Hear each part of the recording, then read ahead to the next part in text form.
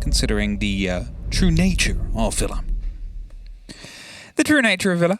Yep. It is one as well where we've also got the true nature of Heroic. It's a roster that can get itself moving. It's a roster that, sure, they won in the national finals, but it wasn't without error. It wasn't without a couple of questionable moments. And there's only, as Demo sort of said, how many times can you say whether they're playing to win or playing to whatever? You're in a finals, you want to win it. That's just what it is. And to sort of come off the back of that now and roll into this, the reason there's no cams, as we said, is that they're in New York. Unfortunately, we wouldn't be able to get it sorted. But how do you hit the energy with today? How do you sort of realize, well, we've lost this. Should we win this match today, or are we a bit down in the dumps? That's it, right? And of course, they know themselves as well. They missed out on that last major. They really want to be going back towards November major at this stage. And that means they need to continue performing. Currently, they are in that first spot. If they win here today, then that is 3 out of 3 out of the 9 play days that we'll have, which will definitely set them up well. But if you recall, that is when they started dropping off last stage as well. They got a very solid start, and after that, it all sort of started slipping. And they found themselves just outside that top 4. And that is something they need to prevent from happening. That is something they need to be vigilant for. To make sure that they can continue in the rhythm and the pace that they are currently starting to build up in the European League. And it is up to the players themselves and Mr. Officer as well, of course, as the coach behind them, to make sure that they do stay in that positive mindset. Like, okay, we lost that one, but we will be focusing on the European League right now. It's a different league. It is a different result. Let's see if we can separate those two. And thus, as they start off in Aviator Games, I instantly see the clash on the board from Grizzly. It's an operator I do like to see from time to time, because it is proven to be difficult for some of the European League teams to actually deal with that operator effectively with some of that utility. All right, on these removals, on this drive, TT9, what do you have for us? Because so far we've seen not enough. We haven't really had that pressure that we've wanted from this roster. There was obviously changes that came across the board, and there's little sparks, little moments, and there's a mission. There's the sort of huge performance he can put in. They were lifted by it on the first play day and missed it on the second, comparatively, but here, what sort of drive are we going to get from them? And in response, what do we get from Heroic?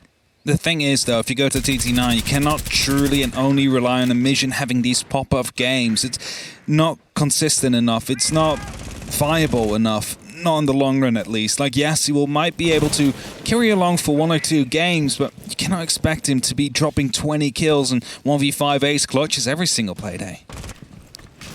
Grizzly playing the clash role as a mission suffers first, I was going to say, but Melo's actually the one gets dropped in the engagement. They're able to pull themselves back. The pressure from underneath is caught out. Benja gone.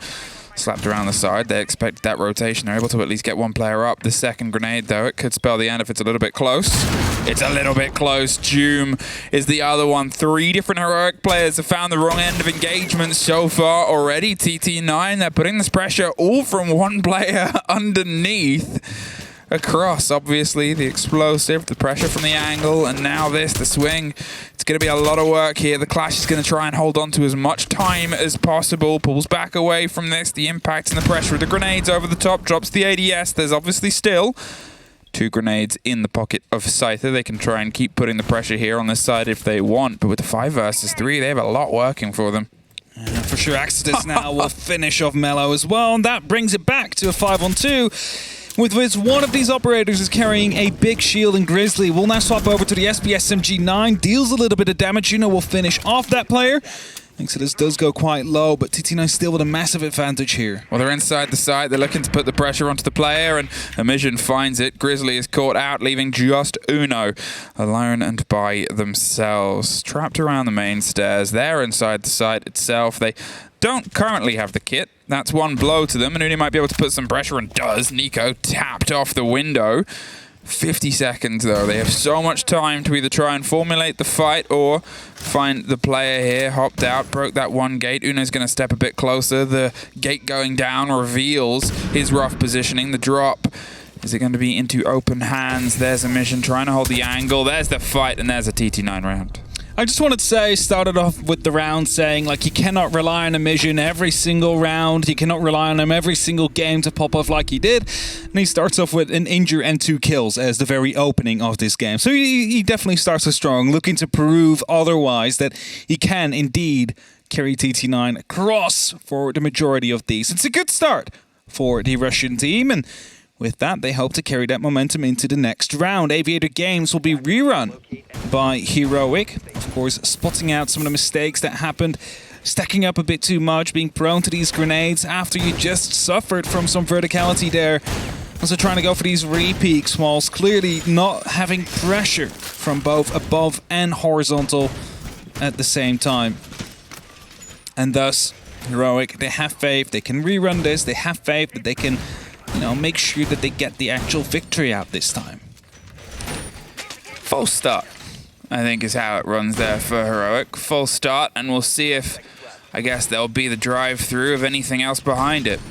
Sens now in the pocket of WTG. They've got him with the kit as well, the player, and alongside Exodus, who's going to potentially be offering some support. There is something pacey potentially on the boards here for the approaches. Another AVG, and we're looking at a few hatches that find some curious lean-ins. The ones around 90, the one that they can otherwise put the pressure onto if they want to hit statuary as well. It's all about a bit of pace, and yes, study too, but that might be the most dangerous. Although this, instead of taking the 90 hatch, why not the window and the door itself? The Sens can draw some attention. A straight dive all the way through potentially. After these arena gets get burnt, this could be a 3-2-1 situation, and Exodus is waiting for that count. Scyther's in, Scyther's out. Doom has it. Exodus is up through the window. The roll of the Sens is a little bit creative, and Benj is able to get one more out of it. Exodus now caught on the backswing. It was a bold play, but not a play that counted by the end of it.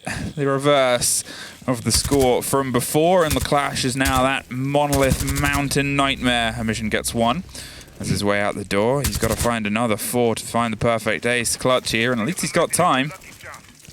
He's definitely got some time, and as he went for the aggression, it didn't pay off. Emission still trying to find some isolated shots here. Quickly has to throw that grenade through before the laser gate activates again, but a magnet will be catching it off, so no joy with that explosive. Has to rotate around and will do so from below. They are aware. Grizzly has been sent down, just a slow emission if he does decide to come down and up these stairs. As a small rotation is called, headed towards the red side. He's looking to find an entry somewhere, make some noise. Gotta be aware of his position. The guns and the shield are slowly shifting position as Doom has heard that perfectly. Another magnet will catch that grenade and will not find or give any further information to Emission. And especially with the clash pushing him down now, it's just so much time that will be wasted slowly but steadily. And as the roamers are coming down from the bottom floor now as well, Emission is truly in a bit of a pickle here. Well, more than a pickle. Yeah. I think an end. An end to it. And that leaves us equal. They indeed spotted out there was some mistakes that happened in that first round. They decided to run it back, and it paid off for Heroic as they find their round. Thank you, Emission. Not sure for what. Just thanking him. Maybe for not clutching up against them.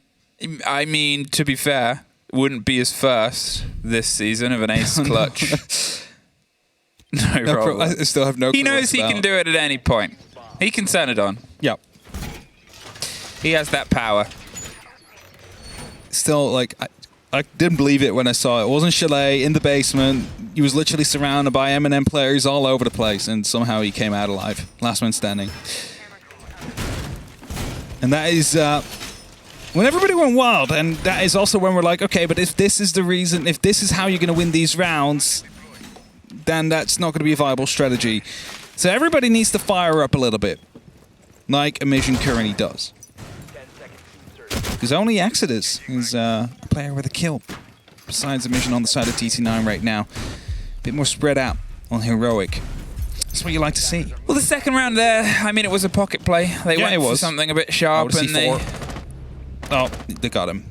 That's not going to detonate. WTG takes care of Uno early on. Gone. You assume the gadgets are down, but that one went down without any more aplomb than a bomb could. As I was saying, though, it was a pocket play. They tried to full send it even when the wind was already taken out of their sails. At that point, the boat isn't really going to go on a steady Rotation on the ocean. Here, Benja, he's trying to draw some attention underneath. He's a player that can. He got a couple of sparks into the previous round here. Omission up round onto the stud, he says. He's going to swing for the fight. There it is, the Wamai disc. Oh, and the pickup from Wamai themselves. Mellow swings onto the door itself, finds the alternate angle. And here, this is a heroic that we desperately missed in the first round. When this kind of aggressiveness, the snappiness when they do decide that a player has located themselves. Openings will be made. Bathroom is taken up above by TT9. Grenades are being tossed in, but some are caught by magnets. Don't walk in yet, Sider, just in time. C4 pops, finds Nico. Somehow they're starting to fall on the TT9 side on the top floor. They're heavily being contested out here as June retakes. Oh, WTG is down though. Scyther, he's able to be tucked into a corner, looks for the next engagement. There's two of them on the stair set, but a pre-fire pulls them back. The shotgun opens up the angle behind. They've decided and opted to drop back instead. Leave June. See if he can try and take another engagement. It's Benja through the floor! Benja with the calls and the idea gets the double from underneath, and Cypher is left for a second before June wipes him up. That's not just the calls, that was the beep beep beep beep proximity alarm that has been going off there for like the entire round. They knew someone was out there, and because of the fact that it's placed that close on the window, well, chances are there's about to be a pickup out there. And that shotgun shell, two of them coming through the floor, able to pick up the kills. And Heroic, even though they lost the very entry fight from the spawn peek attempt with the C4, still managed to come out on top as they aggressively try to retake and hold on to that top floor, not wanting to give it away to TT9. Successfully achieved so. The further and further we get from that first round, the more you're sort of like, who was that? Because it wasn't the heroic that we've seen over these past two. TT9's kept up a good pace. There was obviously the procs, as you said, not being dropped there was a bit of a nightmare. The positions and the play, they're still getting into it though. They still have these engagements. However, heroic have started slapping back. And it's been a very powerful response. Down to Kitchen, down to this mid-4 place here. Heroic on their tertiary rotate. They're going to give themselves, I was going to say, a little bit of a lock-off here onto the sitting area, but instead might play with a little bit more stretch. TT9, I mean, you are on the attack. All you really need is 2 or 3 rounds to find yourself in a good split. What? That was a drone, right? Yeah. I have no idea. Target practice. I have no idea what that was.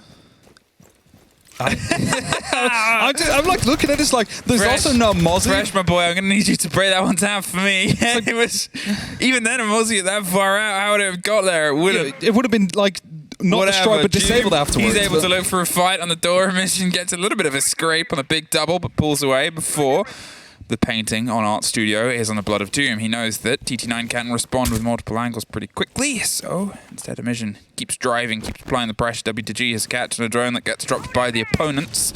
This time round, where can you go, Doom? TT9 slowly starting to put some pressure down, but as we continue talking a bit on that drones, they only have 5 left now. No, not even 4 left currently. So there's not a lot of information they can gather in these next 2 minutes, which will result into some face checks to come out, and that is not ideal, not in a 5v5, not when there's a pulse on the board that can just feed all your information out to the rest of the defenders, and with them hiding in sneaky corners and bathtubs as well on that top floor, this could be a slaughter to come through on the TT9 side. Steady pings, steady catches, steady reveals, but this is all information fed and filtered by the magical gun of Uno, the pulse round to the pressure and the play. Exodus trying to get a catch on any of the destruction on this wall itself. They've got themselves a bit of a retreat on the back line. I'm not sure if the hatch is open, but the stairs are still there as an option. There's nobody currently on the window on the far side of Aviators, or Solarium even. Astronomy. The pressure starts to bounce his way. Now there is that repel. Nico has taken up the mantle, makes things a lot trickier for the player inside the bathtub. Doom's taken the hatch. He's not going to stick around. Have they found that one bathtub player? Well, they found a fight on the stairs. Doom almost gets scrapped, but somehow wins the scrap. Benj is now in a good permission. Mission gets the pick up on the far split. Will he still stay squeaky clean? It's going to be the big question. Mission will go down. That was from up above. Grizzly retaking will be punished though by Scyther, but you still have him thrown in the bathtub there. Benja just hiding, and he's not going to stand up until they are right next to him. That is when he will strike. Uno still there with the heartbeat sensor, is going to be able to give him information, as there he is. Benja will take down one, has the top floor still under control, and there's 2 TT9 players left, of which one is not going to get struck from above. It's Nico that will get the turn on him. 8 seconds left. Can he clutch this out? It's a 1v2. Doesn't find the first though. Uno locks it off.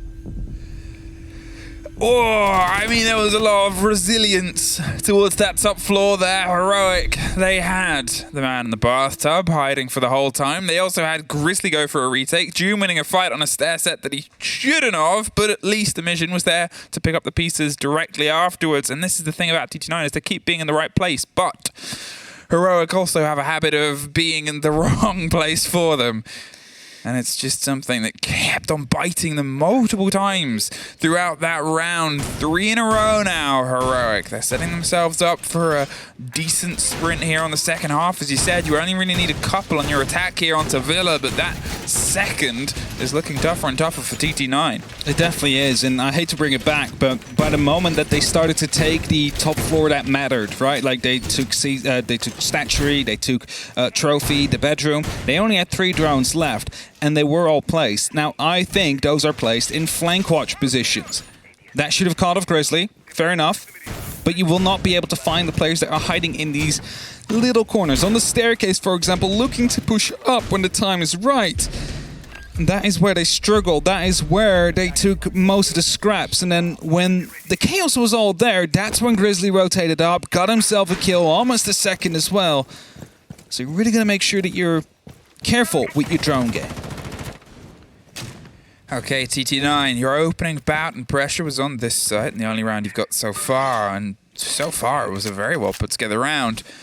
Heroic, they had a good response before, but we've gone back to a little bit more of a steady opening position and proposition here. Some of that sprayed through and some attention paid towards the stair set. That was that first point of pass. There's no clash, though. This time around, clash has been removed, swapped out for a slightly different hold here, something with a bit more energy, as Heroic have this stretch over to Red, and Benja stretched all the way over towards Pantry and Prep on the far side. I want to know if there's a flank drone ready to catch Benja if he does decide to move up laterally towards these TT9 players up on that first floor. Mission gets taken out by Uno from the main staircase here. Well done with the SMG. Knows there is still pressure coming down, though. His impact landed on top of the barbed wire, not on the Goyo canister right behind it. Important to mention, because they will still be able to detonate that now and slow down the attack if they do decide to come through. That's some feet being spotted out by Uno. It's an awkward fight, because if you can see his feet, chances are I can probably see a bit of you. There's Scyther caught out by Melo, took the drop on the hatch itself, and the double for the trouble. Exodus gets Grizzly. Exodus gets at least one more, but Benja was there for support. And WTG, all that's left once again, Heroic. They take a gamble. They took the drop from the study hatch, hoping and sort of assuming, well, all the attention is being paid towards Uno. How do we know that they're not there? And, well, they found out with their face, and their face then found 2 of their opponents. A minute on, WTG has 3 more players to take through, but structurally they've done really nothing. There's 1, there's a response, there's 4 for Heroic. TT9 nowhere to be found in these last couple of rounds. Yes, they started to put up some good pressure onto the main stairs, but again, not ready for the flanks that came through. Both Benja and Melo, well, Melo dropping, Benja coming up laterally, able to just shut them down as soon as they put up a little bit of pressure onto Uno there. And that puts it 4-1. And we said it, 2 or 3 rounds is what you're looking for on the attack to find yourself in a decent position to head into their second half. And that means that this is the moment to strike for TT9. This is the last opportunity they will have to find that second round on their attacking half. But for now, Heroic has been walking all over them. They're just completely in charge, bar that first round that we have seen. And TT9 unable to find a response. Solid enough to at least put these rounds on the board. It is a game of 2 halves. It is, yeah. It's time to sort of remind that, but... well, I guess if one of the biggest aspects that we've talked about is TT9 losing sight of the loose players of Heroic and getting a little bit blinkered towards the route that they want the horse to run, well, that's something where you might not encounter that so much on your defense. You have that as a little bit of freedom, the movement, the width, and the chance to try and pull from the intel placed rather than the active intel you're trying to grab. Here, though, one more before the split would do them absolute wonders, and it's been absolute sort of heroic since then. The round that we saw here before did stumble quite early on. It definitely did. Thus they need to change. They need to find a better way to approach this. And I mean, it all started out with these quick swings that came through from Mello, and Mission now receiving a bit of pressure from the top floor, saw an elbow. The challenge has been aborted by the heroic player that just fell off, not wanting to stick around there, made his presence known. That means they need to go for a full clear up on that top floor now, because they will not feel safe otherwise going into the actual site. Mello's playing the position he did before as well. He's got the chance to swing either side of China towards the pressure onto the pantry doors. There's the ping, and Emission's moved much deeper than he did last time and gets into an engagement. Can't get the cement down. There it is, finally on the tail end. But look, two heroic players want to try and make amends. Grizzly almost looks the wrong way, takes the kill, but Nico gets Uno at the same second. Benja pulls a little bit away from the rotation that he wanted to make. They've all headed up to the top. The bottom floor has fallen. And this is a much better start here for TT9. Do they know, though, that this bottom floor is going to be completely clear because they still have a flank watch and Nico up on that top floor. The rest of TT9 is all downstairs. They could just try and retake that, but of course the side is trophy stature, so it doesn't really help them much. You can maybe play with some of the grenades that you have on site, but that's only two. Is it worth it? Taking the risk, potentially running into a rogue member still out, being out there from Heroic. You can see they're trying to just get the last pulls to break the hard wall and make things even more awkward for the remaining defenders just to sit and survive on the far side. The breach is about to come through from the ex-Kairos. They're just trying to find the last bit of jam, and I guess that might be the response. There's at least some of the breach and the pushback of the players. The final step, Valk's trying to find a fight through the gap. Cannot quite go reverse fishing, or standard. Spray through, Doom on the rotate. There's Benja, though, biting from underneath, takes Exodus. The C4 goes for a catch, but nobody's currently in the bathroom. A bit premature, but TT9 was playing cautious. Now's the time. Move into the space and see what they can do. Still a player downstairs, though. They have retaken that ground, and that means they can start coming up from the bottom again. And if they do decide to go for an execute from the astronomy room, that could be massive. If the flank is in time, June will find the first. Is looking to go aggressive onto Saito right now, who hopes to swing himself, but he's about to walk into a crossfire. Finds one, but gets punished instantly after. WTG brings it back to a one-on-one up against Benja. You heard Demo praise the boy earlier on. Now he is waiting patiently. 9 seconds before this plan needs to come down. The diffuser only just in hand, and that means there's about 3 seconds to spare for Benja to close off this round. He gets the pings, he knows where he is, and he will finally find that kill as well. It's 5-1 for Heroic. It was all watched by a Bulletproof. We saw it at about the 5-second mark, just as much as they definitely saw it. Popped around the corner, really sort of revealed at that point you've either got to try and throw yourself into a fight, but if it is where you think it might be, they've got the drop on you anyway, or try and tuck, hope for the plant, hope that they get a little bit antsy, swing you first. The timer was out, and now they're out of their attempts onto the attack. TT9, they get the sort of blessing of defense throughout this. Heroic, they have 2 rounds to try and shut it out. They're usually an all-or-nothing team, but we've seen them be close to all and it amount to nothing before. Have to make sure that they approach this the right way. You can start this off with a bit of pace if you want to. That first round is often the way when you have the opportunity to surprise and shock your opposing team. But at the same time, Heroic, they might just want to close this off as soon as they can. They've had a long weekend behind their backs. They're instantly playing the European League right after. Can imagine if they want to close this off as effectively as possible, not give TT9 anyways back into this game. So they, Heroic, that is, can start focusing on the remainder of this stage. Still, attack timeouts available for both teams. TT9 have the option, and they're going to see if they can try and at least get one before potentially taking it, or find themselves suffering with only the guarantee of overtime. Here, though, the leading on AVG, the pings and the players just toasted outside the bathroom. They have some of this thread of intel, some of this thread of an approach. But with double boxed off, you're looking towards this big sitting area. And Mission has the backline. Doom taken off as the early lead in there. Still caught on a drone. A Twitch drone and one more for the trouble. He knows it's going to be a tricky route out, but does have a C4 for a quick escape.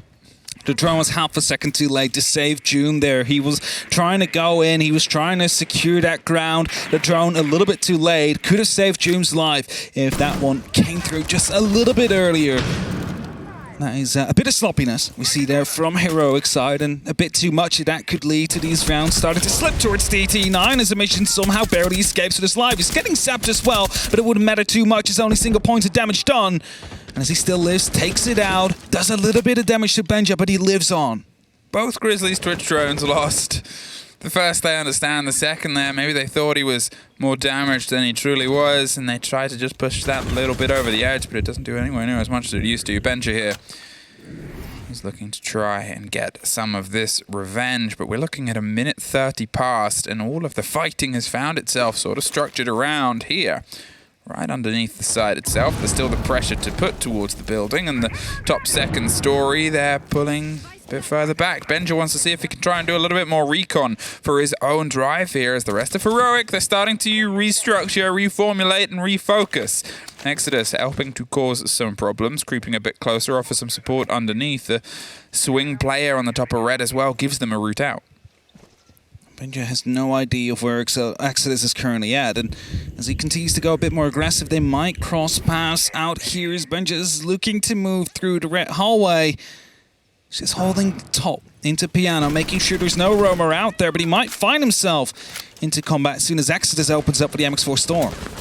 Exodus suffers a little bit. He's battening down the hatches as best as he can, but tucked with only a little bit of heart between him. Benja's going for the swing, but he doesn't look to the side. It's Mission striking a second kill on the same spot as before. And now with Cypher under pressure on the red stairs, he's dropped their route out. It has been taken away from them, but you're looking at 15 seconds. They've still got to drive towards plant itself. That grenade swings around, the kit goes cold. The smoke pops off a little late. WTG close with a shotgun, goes for the audio and doesn't quite get the full scrap. It's a drop shot swing round. There's the final hit, but 5, 4, 3, 2, no. TT9 get their first AVG and their first round since the very first round. They got too caught up with trying to take care of a mission in that bottom floor. Not enough information coming and flowing through. Because if you remember, 3 drones taken out after the first engagement. A second Twitch drone following up. But after that, I didn't see a single drone rolling through that living room, trying to isolate the players that were out there. Because it was both Exodus and a mission. Whilst they might have only thought it could have been just the pulse. And there you see it, a tiny missed drone. The drone being half a second too late or June being half a second too quick, resulting in you being caught up in trying to take that area under control. Because you might just say, well, why don't you just hit the side instead?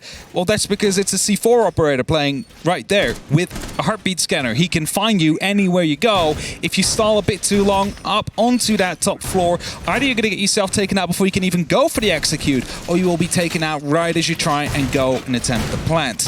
And that's what I wanted to get rid of him, but not committed enough to do so. Thinking it was only one player, only committing once back yourself. TT9, they have, as we said, the first round in a while, and they're going to see if they can try and drive that a bit further here. Instead on the top floor, the Thatcher. They showed it in the graphs before. He's had a little bit of a drop-off in the amount he's been played, but it might be because of he's just got a lot more times he can be played. Here is one of them. The drive and the support should make very quick work of any hard setup onto the wall itself. Spraying through and looking for a little bit of an approach, but... Clement there now. WTG should definitely spot that, but if any other player wants to push up into the bathtub there, he might get blown up, so there's that.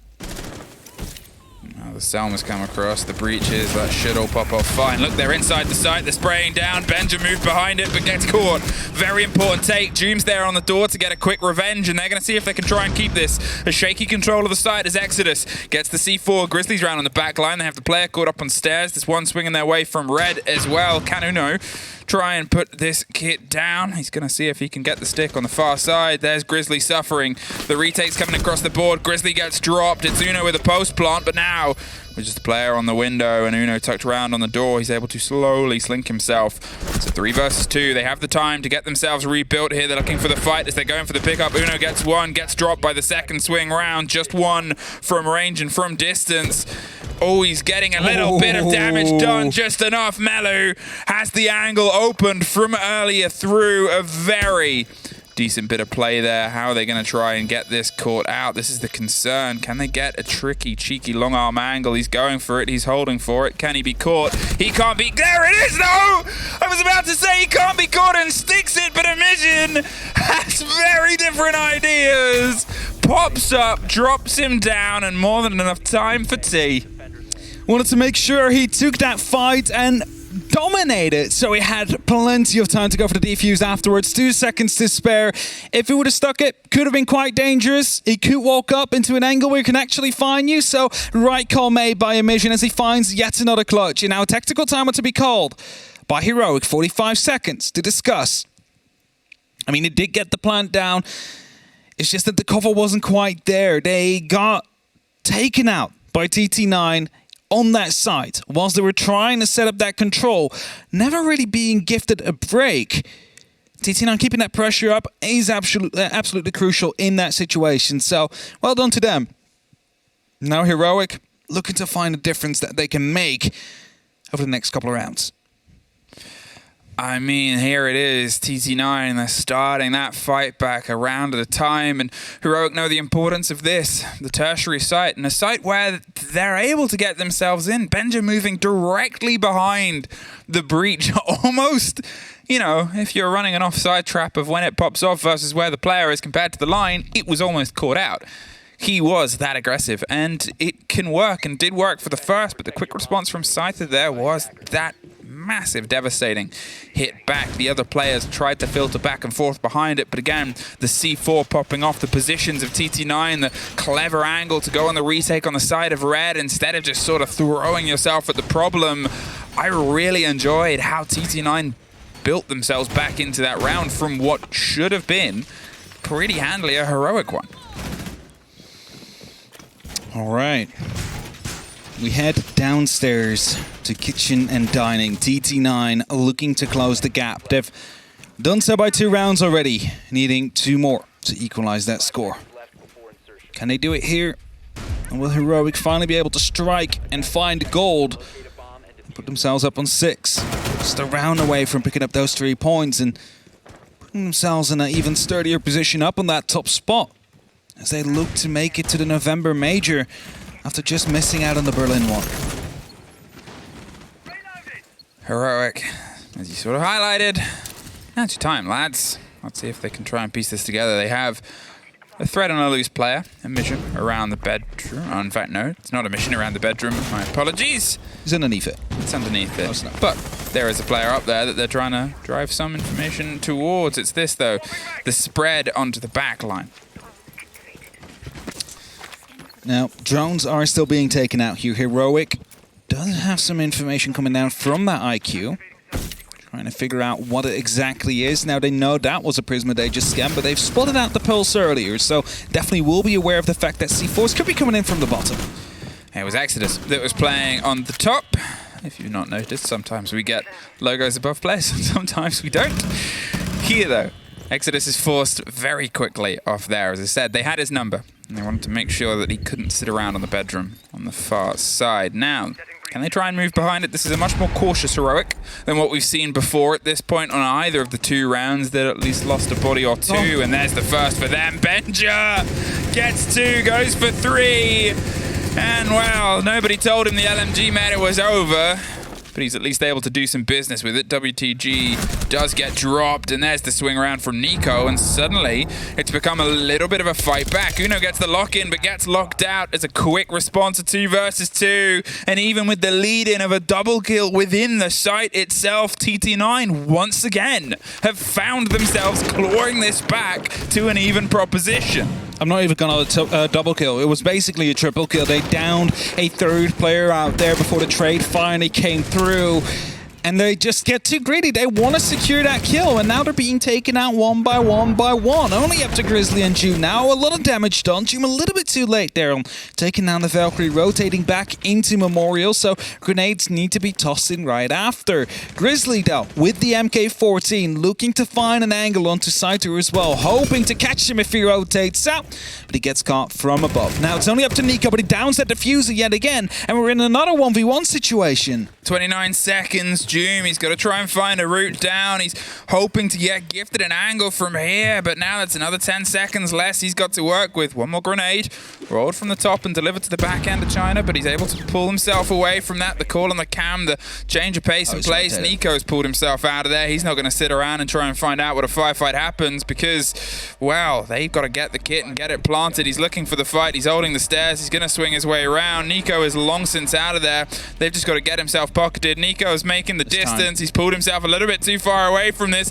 It's a gamble. It's a swing. It's a fight. It's Doom that's able to take it out. A difference of about 5 steps separates that from an easy pickup to a heroic round. He thought it was being chased, and fair enough, but he got himself a little bit too far distance from the sides, and as soon as that clock hit 0, he started to run. He definitely tried, but there was just enough time for Doom to get that kid on that ground, reset that timer to 45, and get the gun back up, most importantly. And that is now match point for Heroic. Right after the tactical timeout, needing one more in these next 3 to find 3 points. Oh, it was only just though, wasn't it?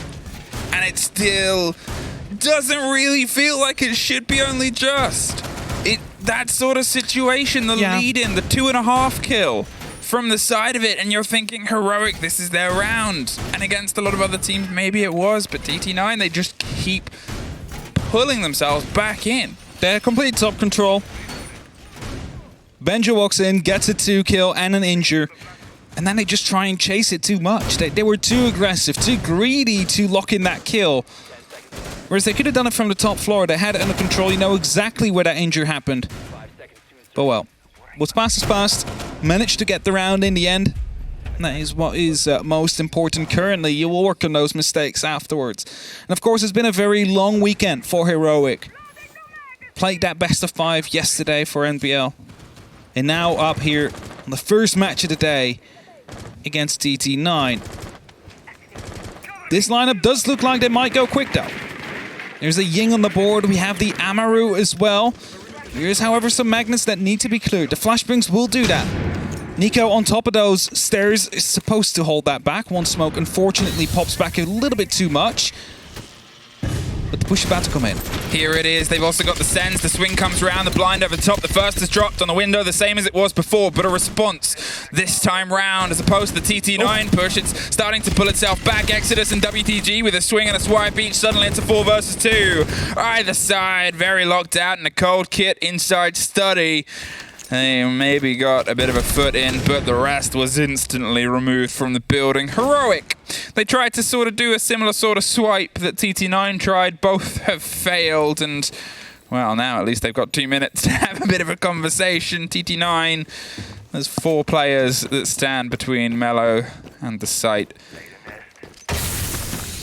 This should be a conversation as well. Melo's just finding himself a way to parkour down so he can still be in the fight a little bit. It's definitely doable. We've seen it before. And if you don't try, you'll never succeed, so... As he takes it a bit slower, smoke canisters are being tossed out. WTG playing on the door, Mission on his contact, on the hatch. Next smoke canister as well. He's definitely being kept at bay here. You can shoot it. Hello. Oh, now it detonates. But this is probably not going to go anywhere. No, I have a feeling this might be the sort of drive and the rest of it. TT9, they're not going to overhand. I was going to say. Out of ammo. Out of ammo there. Caught out. Sprays through. A Mission gets out of there. The pulse isn't going to stick around. And, well, that's 30 seconds forced to play. They rotate round into the far side of the stairs. The placement of the air jab. And the placement of WTG. He was the constant threat there. Okay.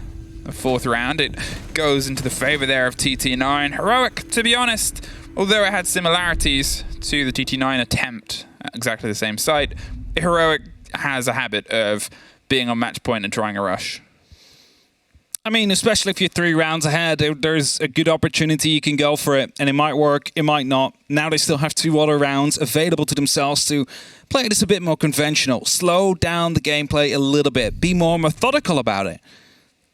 But the thing that I've seen on the attack is that they might get a bit too greedy here and there. That is not that last rush round I'm talking about, but the rounds we've seen before that.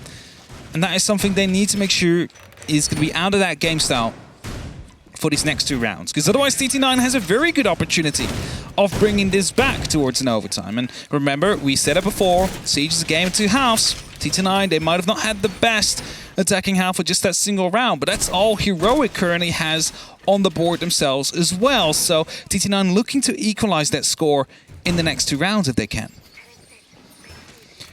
Wow, they just need one more push here, Heroic, and you cement yourself at the top of the board for the day. You started the day there, but it was with, technically, 2 wins. 1 in the overtime, though, that probably shouldn't have been. So here, you need to really make a statement. Once again, get a clean 3 points, because your end of the season was a bit of the scarped suffer from the previous split. Benja, he's been having a fantastic game so far. He keeps causing problems. It's just on the back of that, the problems seem to arise sometimes. I think a player with an LMG is a lesser seen sort of relic of 2 months ago. Can still find its impact here and there like we've seen before. It's not like it became unplayable. It's just that the recoil kicks a bit harder than before. Trickier to play. It's trickier to play. As Mission finds Benja off the board. It's one top fragger that takes out the other and puts TT9 on its way towards a 5th round potentially. The roll and the pressure. Once again with these Selmas, it was a bit of the game before, but there's a Bandit that has a game of his own. Tricks out the big angle. They still have the one towards the default potential plant. However, it's not really one for cause of rotation here. They wanted to force out WTG's position on the far side, and that's going to come down to having to reevaluate this. You can put pressure underneath that wall as well. You can try and force them to be a little bit more awkward, but if it's not the plan A of the take, it means you've got to do a pretty much an entirely different take, which they're trying to work out right now. Especially the way where they open it up and the height that I did it with. It's going to be giving them a pixel into the side. It's going to be enough to do some chip damage, but not enough to get an instant kill down. This, however, is going to be a better angle for Joom inside the walking closet. Has the opportunity to shut them down if they rotate back in from the landing to statuary side. So TT9 needs to be a bit careful with that, but Nico is approaching that fake we just talked about. Second attempt on this, and at this point, the Bandit is slightly further away. They played onto the middle wall instead of the swing, just to give themselves this wider angle. They've realized that there was probably a high chance of them again stopping that singular wall there, so instead of risking it, they thought, well, let's go against the expectations with one of the pocket ones left. Still time to drone out, try and apply some pressure here. They've got obviously one body left, and there's the big steady hold here. The player still tucked on the back line of Astro, one up the stairs for the swing too. TT9 are offering them nothing on this approach. Not like they shoot. They should not give them any ground that they are in need of on that defense themselves. The big danger, however, is Grizzly coming in from that back. Now, yes, Nico is watching that, but do they have any information? That is the most important part. There is a Banshee out there, but by the time that starts ringing, that is going to be definitely known. Saita finds one. Nico takes a lot of damage as he drops back into Statue, gets taken out by Jew, and suddenly it's only 2 members left of Heroic. 10 seconds, they're blustering their way through onto site itself. By the time the animation's done, Exodus has already popped up and put another TT9 round on the board. 5-6. It now sits. All they have to do is try and, well, change the fate of what was potentially previously a 1 versus 1. And we find ourselves from a 5-1 into OT. The 1v1 we had earlier, not won by Heroic, could be costing them massively now. Dining Kitchen, again, on the board. An extra round is what TT9 needs to pick up points here against the current leading team in the European League. Heroic are looking to close it off here, not give them anything else to ensure themselves 3 points, which, of course, keep them on 9, keep them on that top spot. Round differential won't matter if you are in that top 4 points clear of anybody else down below you. It only starts getting tricky when you start dropping points. That's when the round differential could be meaningful for either making it to the major or just missing out. And of course seeding if two teams on the top would be equaling on points as well, but making a major is always the priority. Seeding is secondary. ELO is forever. It is. Heroic! I mean, it's becoming a little bit of a frequency, this, and that's always the worry. The coordination just needs that one final push, one final step, and still, obviously it's a roster that's finding its feet. It's had some major changes coming into this. Some of the most major changes we've had from this roster since it got its statement into CL, let alone Tier 1. They spotted a player on its chems there, but it was the Black Eye that was right in line with WTG, so as a result, they have no clue. That's so swift. Yeah, and he takes out the Selma. It's not even going to be able to start its detonation sound, and that keeps the pantry wall shut for now. Also gives them the idea, though, that someone's out there. As WTG rotates out, closes the door up right behind him, gives him the opportunity to go for a plant now, but his mission's still waiting. Has a C4 ready to go from WTG. He's just waiting to make that call. One more pocket EMP as well, so if they want to try and play that trick, it's going to come at the cost of a big rotate. The awareness on whether that wall got popped open, I mean, by the time it was shot out, they're probably still within the audio range, so you can assume they know, and they've got to apply the pressure in a slightly different way. I talked about this in the previous round, is when plan A fails, sometimes you've got to do plan B, but in Villa, it's a big two-story problem. And that's one where they've pulled themselves back up here to do it. It's not a lot of room for error here. Nico still up on that top floor as well. Heroic, they need to be very certain of their flanks to be safe. That's a spot of that Nitro cell. They'll not be caught off by that, but that's not what I'm worried about. I'm worried about Nico being able to go for the strike here. Exodus takes a big scrap of damage as we get closer and closer towards that minute mark. You can see the top control is starting to entirely flood into the side here of Heroic. Steady. They're not quite throwing themselves so aggressively into the engagement here. They're moving behind the push of the E1Ds, keeping at least a string and a tether between the rest of the team, so they know when to move and when to pull back. Tata down below in the living room, you see that they're not all completely on that side. They want to give themselves some opportunities to fall back and retake if necessary. But with 40 seconds left on that clock and limited control for Heroic on that first floor, I'm really wondering how they want to go for this plant, because if you just look at it, all they have is the top floor directly above the side and Benja on the staircase. That is not a lot. They need to start dropping into the site soon, and that is proven to be massacre. Here it is, the drop starts to come through on the side of Laundry. Uno's getting himself a bit of a A-line route towards the side. Exodus on the rotate round towards the top. Is he going to be able to get a scrappy fight? He sees the first, but he doesn't quite get the coordination. Tucked in and going for the plant. There it is, Uno just on the corner. Bench is offering all the support that he can. Do they know it's going down? June gets one more. Emission's a little bit too late to the party. Police gets the player out the back door, but they're now in behind Emission, and Heroic somehow just pull it out at the last possible station to get themselves home for 3 points. It took them a long time, and it had limited control up until these last 30 seconds when, to be fair, it was still very limited. Benja coming down the back stairs and just planting in the middle of that breach. A C4 flying through could have ended all the dreams and hopes of Heroic there and send us to OT. But there was none on the board anymore as they used them all from up to top, trying to take them out as they hope to get top floor control. I think there's still a lot for the drawing board there for the side of Heroic. TT9, unfortunately,